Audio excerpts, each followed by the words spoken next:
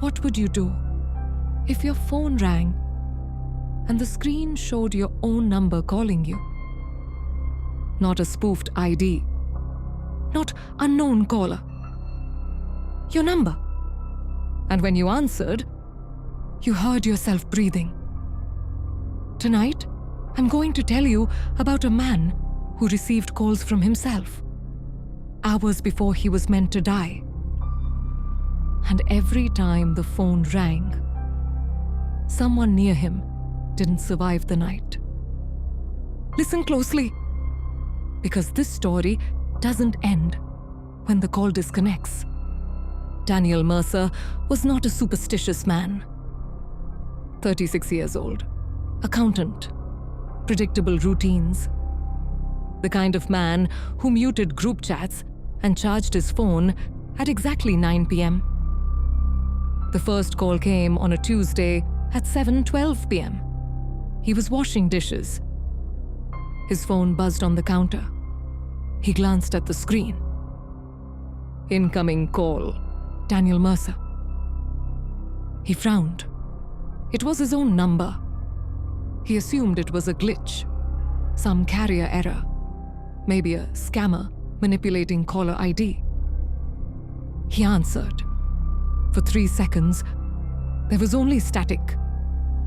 Then, breathing. Not loud, not aggressive.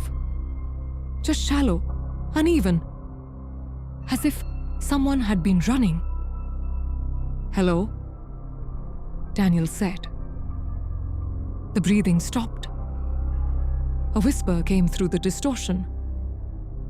"Don't let her drive tonight." The line went dead. Daniel stood still, phone pressed to his ear. Don't let her drive tonight. An hour later, his sister Claire called him. She was heading home from work. Heavy rain, bad visibility. He almost told her not to go. Almost. But how would he explain it? Instead, he said nothing. At 10:43 p.m., Claire's car hydroplaned on the freeway. She didn't survive the impact. The second call came 2 days later, 3:00 a.m. Same caller ID, his number. Daniel answered immediately this time. The static was louder. Underneath it, something else. A faint scratching sound, like chalk dragging across a board. A voice came through, strained and urgent. Tell him to cancel the flight. Daniel's stomach turned. Tell who? But he knew. His co-worker Marcus had been flying out that morning for a conference. Daniel called him at 3:15 a.m. Marcus laughed it off. Man, you been watching too many horror movies? The plane experienced engine failure during takeoff. There were no survivors. By the fourth call, Daniel stopped questioning the impossible. Every call came from his own number. Every call arrived within hours of someone close to him dying. A neighbor, a former college friend, even the barista who served him every morning. The warnings were always cryptic. Never enough detail. Just enough to haunt him afterward. Police didn't take him seriously. Phone companies claimed no outgoing calls had been made from his device. But Daniel began noticing something else. When he replayed the voicemail recordings, because yes, sometimes the calls went to voicemail, the distortion in the audio wasn't random. If he paused the static at just the right second, it formed a pattern, a warped, jagged symbol embedded in the waveform. He had seen it before, on a forum discussing unexplained signals, on a chalkboard in a photograph tied to an abandoned college building. on a scanned image from a case involving a recording of a piercing scream that foretold loss. The same ancient symbol, etched in noise, hidden in sound. Then the calls changed. Instead of warnings about others, the timestamps began moving closer together, hours apart, then minutes. Daniel stopped sleeping. He stopped leaving his apartment.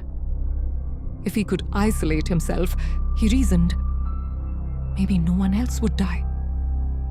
The phone rang again. 6:11 p.m.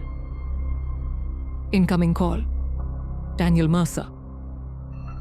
He stared at it for a long time before answering. This time, there was no whisper. Only breathing. Weak, wet, like lungs filling with something they shouldn't. And then, a scream in the distance, followed by a crash. The call ended. At 6:23 p.m., emergency sirens echoed outside his building. A car had jumped the curb, killed a pedestrian standing at the corner. Daniel hadn't left his apartment in 3 days. The final call came at 2:17 a.m. He noticed the time immediately. 2:17. The same time mentioned in urban legends about pacing footsteps behind locked doors. The phone vibrated violently on his nightstand. Incoming call. Daniel Mercer. His hands trembled as he answered. This time, there was no static, no distortion, no symbol, just silence and then a voice. His voice, but older. Broken, gasping. Don't pick up. Daniel froze. On the line, he could hear traffic, rain, labored breathing. Please? The voice rasped. If you're hearing this, don't answer the next. A sharp, metallic screech. Glass shattering. A violent impact. Then choking. Wet, desperate gasps. Don't let it connect. The call cut off. Daniel dropped the phone. His heart pounded so loudly, he could hear it in his ears. Don't let it connect. What did that mean? His phone buzzed again instantly. Incoming call. Daniel Mercer.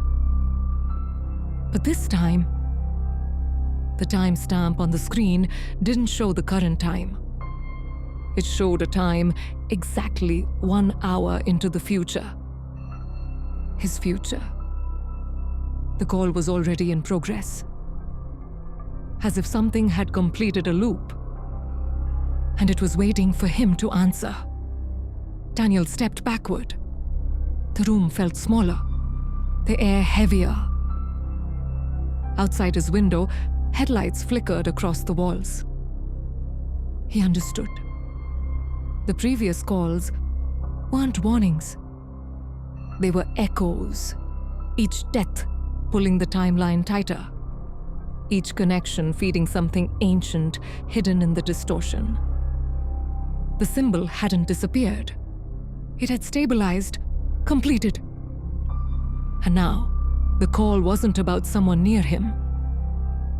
It was about him. The phone continued ringing, soft, patient, as if it knew he would eventually reach for it. And somewhere, inside the vibrating speaker, if you listened closely, you could hear chalk scratching against a board, writing a name over and over and over again. If this story unsettled you, if you glanced at your own phone even once while listening, then you're exactly where you need to be. Because in the next episode, we dive deeper into the symbol hidden in the distortion, where it first appeared, what it wants, and why it never chases its victims. It waits for them to notice it, Make sure you subscribe so you don't miss what comes next. And if you've watched this far, like, share, and comment below. If your phone rang right now and it was your own number calling, would you answer?